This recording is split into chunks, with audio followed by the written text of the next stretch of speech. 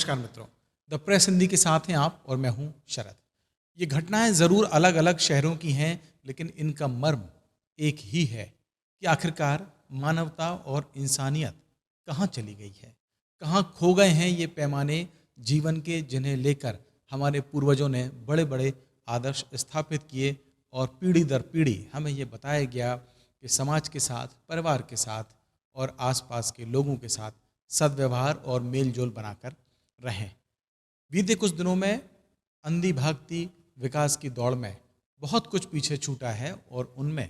अगर ये कहा जाए कि हमारे आदर्श और हमारी परंपराएं पीछे छूटी हैं तो शायद गलत नहीं होगा। अब इन विषयों पर उतनी चर्चा भी नहीं होती, क्योंकि चर्चा करने के लिए मौजूदा वक्त में बहुत सारे विषय हैं। वो विषय ट्रेड डील से संबंधित हैं, वो जो विषय हैं वो संसद में बड़ी बड़ी बहस के हैं, बड़े बड़े मुद्दों के हैं। और जब इतने बड़े मुद्दों पर चर्चाएं हो रही हों तो फिर आदर्श, नैतिकता और परिवार की बात आखिर करे तो कौन करे। लेकिन क्या आपको नहीं लगता कि इस सब का एक बड़ा खामियाजा हम मौजूदा वक्त में भुगत रहे हैं और कहीं ना कहीं आने वाले वक्त में हमारे जो आने वाली पीढ़ियां हैं वो इस दंश को झेलेंगी। मैं एक एक करके 3 घटनाओं का जिक्र आप सबके सामने करूंगा और वो सवाल भी पेश करूंगा जो आपको अभी नहीं, अब से पहले से सोचना शुरू कर देना चाहिए था। और अगर नहीं किया है तो ये निश्चित मान के चलिए, देरी सिर्फ आप नहीं कर रहे हैं, ये देरी सिर्फ आपके लिए नहीं है बल्कि आपकी जो पीढ़ियां हैं उनके लिए भी होगी। सबसे बड़ी और दिल दहलाने वाली जो घटना है वो लखनऊ में हुई है। लखनऊ में एक बेटे ने अपने ही पिता की कर दी और ये हत्या की जो वजह है वो जानकर आप और ज़्यादा चौंक जाएंगे। कोई ऐसी बात नहीं थी जिसको लेकर बहुत बड़ा विवाद दोनों के बीच में हो। बेटे और पिता के बीच में कई बार उम्र के पड़ाव में बढ़ते हुए जो विवाद हैं या शब्दों की और कह सकते हैं कि जो मर्यादाएं हैं कई बार टूटती हैं। ये एक पिता और एक बेटा बेहतर समझ सकते हैं, लेकिन अगर बात जान लेने तक पे आ जा रही है तो सोचना बहुत ज़रूरी हो जाता है। तो बात यह है कि लखनऊ में एक बेटे ने अपने पिता को सिर्फ इसलिए मौत के घाट उतारा क्योंकि पिता ये चाहते थे कि उनका बेटा नीट की तैयारी करे। नीट यानी अगर नीट परीक्षा क्वालिफाई करे तो फिर वो डॉक्टर बनने का सपना संभवतः देख रहे होंगे। लेकिन बेटे को ये मुनासिब नहीं लगता था और ये नहीं लगता था कि ये बात उसके अनुकूलन की है। वो शायद अपनी ज़िंदगी अपने तरीके से जीना चाहता था और आज के परिवेश में जैसे लाइक्स और फॉलोअर्स और तमाम जो चकाचौंध वाली चीज़ें हैं उन्हें देखकर हर बेटा यही समझता है कि वो अपने भविष्य के बारे में अपने माता पिता से ज़्यादा बेहतर सोच सकता है। लेकिन वो पिता जो हर पिता के साथ होता है, वो ये सोचते हैं कि उनके बच्चों का जो भविष्य है वो बेहतर हो और उसको लेकर वो चिंतित भी रहते हैं और उसे लेकर कभी समझाइश के नज़रिए से, कभी डांट फटकार के नज़रिए से और हो सकता है कभी गुस्सा होने के नज़रिए से अपने बेटे से अपनी अभिव्यक्ति कर देते हों। जो लखनऊ की घटना हुई उस बारे में भी मैं ये मान के चलता हूँ कि ऐसा ही कुछ हुआ होगा। एक पिता जो अपने बेटे के भविष्य के लिए चिंतित थे, वो अपने बेटे से परीक्षा पास करने या परीक्षा की तैयारी करने के संबंध में बातचीत करते थे और चाहते थे कि बेटा नीट परीक्षा पास करे और डॉक्टर बने। लेकिन उस दौर में जब बेटा हाथ में मोबाइल लिए, एंड्रॉयड फ़ोन लिए, आईफोन लिए, तमाम सारे एक्सेस, देश दुनिया की समझ अपने पास रखता हो, उसमें उसे अपने पिता की अगर समझाइश नागवार गुजरी तो कोई बहुत बड़ी बात नहीं गुजरी। लेकिन मैं फिर लौटना चाहता हूँ उस बात पर कि क्या ये जो रिश्तों की मर्यादाएं हैं वो इस हद तक टूट रही हैं कि एक बेटा अपने ही पिता की हत्या सिर्फ इस वजह से कर दे कि वो चाहते थे कि उनका बेटा डॉक्टर बने। हालांकि इस घटना से जुड़े हुए कई और पहलू भी सामने आ रहे हैं जिसमें बेटे की मानसिक स्थिति को लेकर भी बातें हैं और ये भी कहा जा रहा है कि वो अलग अलग तरीके के जो थ्रिलर जो वेब सीरीज़ हैं वो देखने का शौकीन था या इस तरीके के शोज़ देखने का बहुत शौकीन था और संभव है कि इसका असर उसके दिमाग पर पड़ा हो। हालांकि इस विषय पर कोई बहुत ज़्यादा चर्चा करना नहीं चाहता क्योंकि जिस तरीके की वेब सीरीज़ आ रही हैं या जिस तरीके की फिल्में आ रही हैं उनमें आलोचना समालोचना से ज़्यादा उन किरदारों की प्रशंसाओं के कसीदे अब पढ़े जाने लगे हैं जो जितने ज़्यादा विभत्स तरीके से पेश किए जाते हैं उन्हें उतनी ज़्यादा बड़ी प्रशंसा की जो ताज हैं वो सौंपे जाते हैं, ये भी अपने आप में एक बहुत बड़ी चिंता की बात है। लेकिन हर घटना का या हर पहलू का जनरलाइज करना भी एक मुनासिब बात नहीं है, लेकिन उस पर चिंता जाहिर करना बहुत ज़रूरी है और लखनऊ की घटना पर भी ये चिंता होनी चाहिए। आसपास के लोग स्तब्ध हैं ये सोचकर, ये देखकर कि आखिरकार एक बेटा अपने पिता के साथ ऐसे कैसे कर सकता है। और ये घटना सिर्फ लखनऊ की नहीं है, इस घटना ने पूरे देश के हर शहर, हर ज़िले, हर मोहल्ले और हर गली में एक चर्चा को फिर से ज़रूरी बना दिया है कि आखिरकार समाज किस दिशा में जा रहा है, नई पीढ़ी क्या देख रही है, क्या सोच रही है और क्या करना चाहती है। ये सवाल न केवल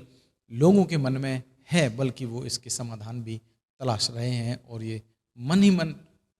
परेशान है कि आखिर हम किस दौर में जा रहे हैं, जब बातें एआई की हो रही हों, जब बातें इंटरनेट और सुपर इंटरनेट की हो रही हों, और भी बहुत सारी बातें हैं। उन सब में अगर नैतिक मूल्यों की बात नहीं होगी तो कोई बड़ी बात नहीं कि ये लखनऊ की जो घटनाएं हैं वो फिर कभी भविष्य में देखने को मिले। उम्मीद करेंगे कि हम इस पर गंभीरता से चिंतन करेंगे और कोशिश करेंगे कि फिर कोई लखनऊ ना हो, लेकिन क्या वाकई में ऐसा हो पाएगा, ये देखने वाली बात होगी। मैं एक और घटना का जिक्र इसी के साथ करना चाहता हूँ, जिसमें भी जो सामाजिक ताने बाने की कहानी है वो अपने आप में कई सवाल पूछ रही है। कुछ दिनों पहले ग्वालियर में भी एक ऐसी ही घटना हुई। एक माँ जो अपने 2 बच्चों, जिसमें एक बेटा और एक बेटी हैं, उनका लालन पालन अकेले कर रही थी। उनके पति की कुछ दिनों पूर्व जो मृत्यु है वो हो चुकी थी, लिहाजा वो अकेली थी और अकेले ही अपने दोनों बच्चों की जो देख रेख है वो कर रही थी। हालांकि दोनों बच्चे पिता की मृत्यु के बाद से ही ऐसा कहा जा रहा है कि अवसाद की स्थिति में थे और अवसाद में होने की वजह से बिल्कुल एकाकी हो गए थे। माँ कुछ दिन पहले जो दुनिया है वो छोड़ गई और वो बच्चे इस कदर अवसाद में थे कि उन्हें ये महसूस ही नहीं हुआ या उन्हें इस बात का एहसास ही नहीं हुआ कि माँ दुनिया से जा चुकी हैं, और वो उसी माँ के जो शव है उसके पास 5 दिन तक बैठे रहे। वो आस पड़ोस के लोग जो जिंदा रहते उनके हालचाल न जान पाए, वो जब उस घर से बदबू आने लगी तब जाकर जागे और फिर बात पुलिस तक पहुंची। और जब पुलिस आई तो फिर वहाँ का नज़ारा देखकर हर कोई गमगीन था और फिर एक सवाल खड़ा हो रहा था कि आखिरकार इस एकाकीपन का आखिरकार जिम्मेदार कौन है। क्या आस पड़ोस के लोगों को भी ये नहीं पता था कि इस घर में इस तरीके की कोई बड़ी घटना हो गई थी? 5 दिन गुजर जाने के बावजूद अगर किसी को मालूम नहीं है कि पड़ोस के घर में क्या हो रहा है, तो फिर ये भी नैतिक मूल्यों या सामाजिक मूल्यों के गिरने की एक कहानी की जो वानगी है वो पेश करता है। और ये सब जो घटनाएं हैं, मैं आपको फिर दोहराना चाहता हूँ कि बड़े बड़े जो शहर हैं, महानगरों की श्रेणी में आते हैं, वहाँ से इस तरीके की घटनाएं सामने आ रही हैं, फिर बात चाहे लखनऊ की हो चाहे फिर ग्वालियर की हो। एक और घटना का मैं यहाँ पर जिक्र करूँगा, हालांकि वो घटना एक आपराधिक जो प्रवृत्ति है उससे जुड़ती है, लेकिन सवाल अपने पीछे छोड़कर जाती है कि आखिरकार प्रेम की जो परिभाषा है वो क्या इस तरीके से लिखी जाएगी। घटना बिहार की है और बिहार से जो तस्वीर सामने आई है वो फिर एक नए विषय को जन्म दे रही है और एक नई चर्चा को जन्म दे रही है कि आखिरकार ये जो हमारा समाज है वो किस दिशा में जा रहा है और क्यों जा रहा है, और इस बारे में जो चिंता है वो कौन करेगा। क्या सरकारों के पास इतना वक्त है कि वो इन विषयों पर चर्चा करें, या फिर अखबारों की, सोशल मीडिया की या न्यूज़ चैनलों की सुर्खियां बनकर ये खबरें छूट जाएंगी और फिर एक कोई बड़ी घटना इस तरीके की होगी तो फिर उतनी देर के लिए हम इन चर्चाओं पर बहस करेंगे और सोचेंगे समझेंगे कि क्यों हो रहा है, कैसे हो रहा है, कौन रोकेगा, क्या नहीं होगा, और फिर सामान्य जो अपना जीवन है उसमें जीने में व्यस्त हो जाएंगे। तो घटना बिहार के बक्सर की है, जहाँ पर एक युवती की शादी हो रही है और शादी के वक्त ही जब वरमाला की जो परंपराएं हैं वो निभाई जा रही थी स्टेज पर, तभी एक सन की जो आशिक है, उसको आशिक कहें